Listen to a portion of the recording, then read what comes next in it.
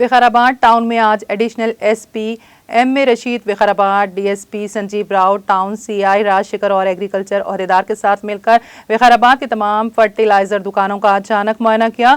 Fertiliser दुकानात पर पहुंचकर जांच की गई और इस दौरान किसानों को नकली तखुम की फरोख्त का जायजा लिया और दुकानदारों के लाइसेंस दस्तावेजात की भी जांच की गई। पुलिस की जानिब से फर्टिलाइजर्स दुकानों के मालकिन को वार्निंग दी गई है कि अगर नकली तखुम फरोख्त की गई तो उनके खिलाफ सख्त कार्रवाई की जाएगी।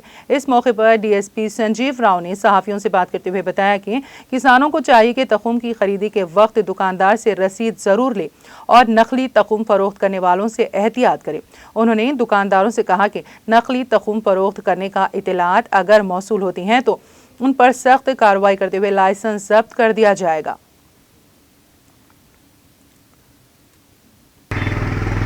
కాటన్ విత్తనాలు కానీ మైజ్ ఇవన్నీ నకిలీ విత్తనాలు అమ్మే అవకాశాలు ఉన్నాయి.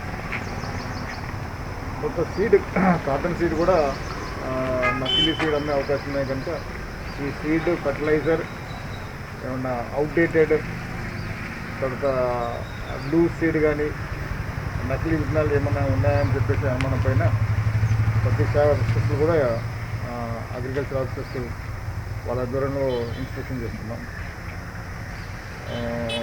లైసెన్స్ షాప్ హోల్డర్స్ అన్ని కూడా దీంట్లో ఇన్స్పెక్షన్ చేస్తున్నాం.